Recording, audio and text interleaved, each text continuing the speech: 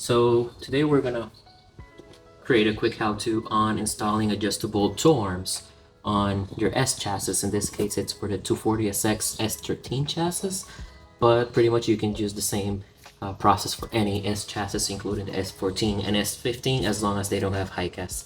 This one is gonna be very different if you actually have high gas. So if you do have that, check out other write-ups. This one is going to focus on non-high gas chassis. Ignore the fact right now that I have aftermarket ones. It's pretty much the same process. If you have aftermarket or OEM ones, it's pretty much same process. If even so, exactly the same. First thing you want to do is secure your car on jack stands after you lift it. Do not leave your car ever on your jack. It's not safe at all, so just don't do it. Always have jack stands. If you can, just leave a wheel under the car. I don't have right now, but I always tend to use that. And something I always tend to do is give my car a shake. So you can see it doesn't move at all. Always check your car and check if it's safe. Don't get under the car unless it's safe. I don't know how much I can state that, how unsafe it is to not check. As for tools, things you want to have on hand are all the tools you're going to need: a torque wrench, a breaker bar in case yours are pretty much stuck, safety glasses, safety always first, and I use this is nail polish. You can use marking pens or any paint you can use. This is to mark after you torque everything down. That way you make sure you torqued it, and also you make sure if it does come loose in the future, you're aware that it's loose. Also, I recommend using gloves for any old chassis or any chassis that also you can get that dirty, or any fluids or chemicals or harmful chemicals on your hand. To get your adjustable tow arms or tow rods installed, what you're going to do is remove the old one by removing these two bolts right here. I have aftermarket adjustable one, but it's going to be the same thing for any OEM ones you might have installed. It's the same thing, just two bolts. Remove them and you can start installing your new ones.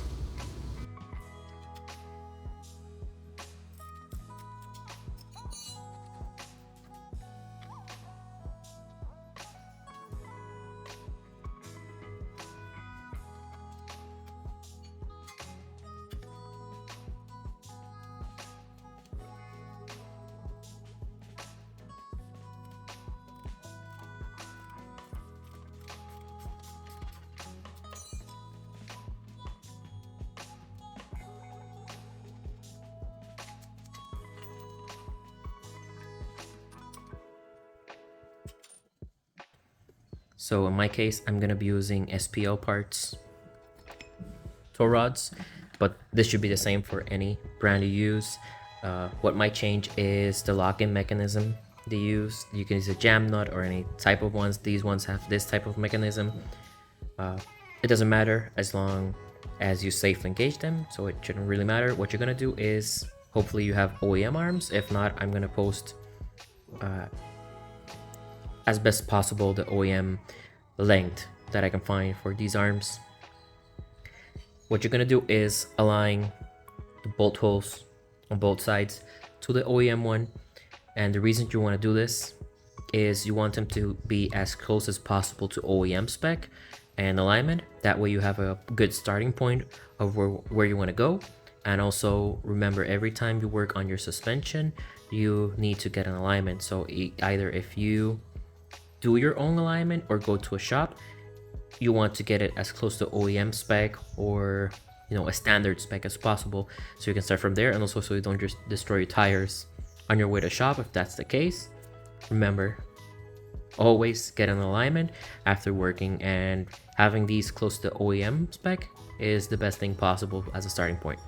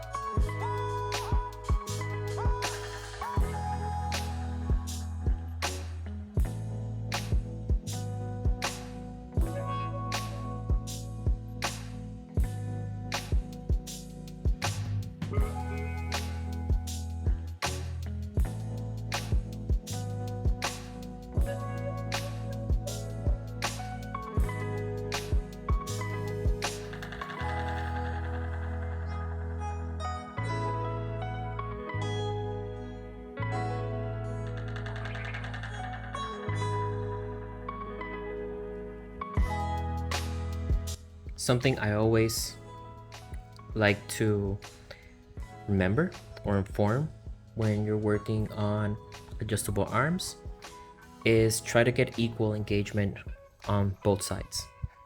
This is not only for safety. A lot of people do this mistake when they're working on their own arms. They make the mistake of either having one of the sides all the way out and the other one barely out, or a crazy mismatch.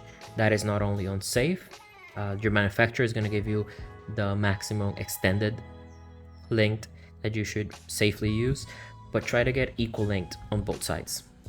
That way you're going to have not only a safe arm, safe adjustability, but also best performance, because if you get to a shop and it's limited to one of sides, you're not going to be able to get a good alignment. Possibly they're going to have to remove it. They're going to be mad at you. They're going to have to remove the arm and reinstall it. You're going to get charged possibly, and all your hard work is going to be for nothing. So be sure to make equal lengths on both sides, not only for safety but for performance. Assembly is just the reverse of disassembly. Install it in the correct position with the 2 appropriate bolts. I will be using the hardware included with the SPL arms, but you can use anything you prefer.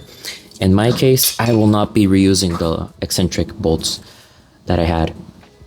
I do not recommend these for any performance or spirited driving. You have the risk of them slipping and losing your alignment. So I prefer to remove these, and I will be going with the eccentric lockout kit from GK Tech. I'll put a link in the video for these in case you are interested in them, but there's a lot of fabricators that make these. As for hardware, SPL includes their own hardware, as I stated. I prefer these. These are 10.9 grade. You can use any grade you want as long as it's safe. Always check which grade you are using so you know you're using the correct and safe one for your application. In my case, I just prefer 10.9 for suspension parts.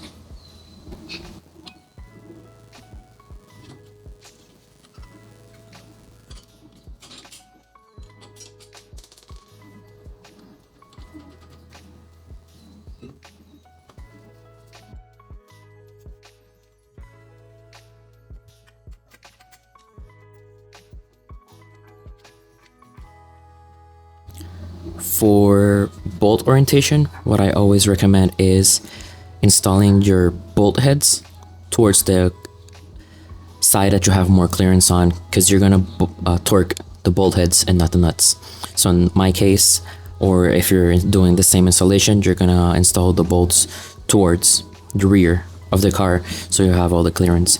As for torque specs, I will be posting the ones I find in the OEM FSM and the ones included both in the GK Tech kit and the SPL arm kit.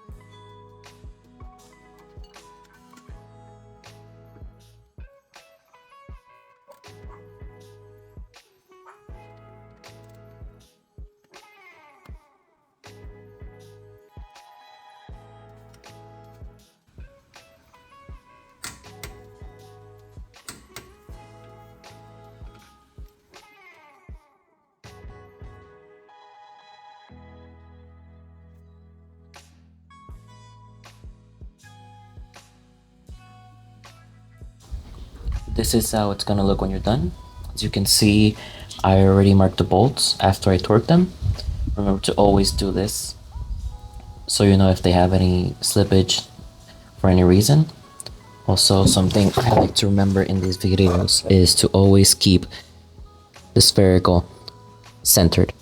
Do not leave it crooked. That's going to create unnecessary stress and maybe unwanted performance on this, so always keep it centered. I hope this video helped you out.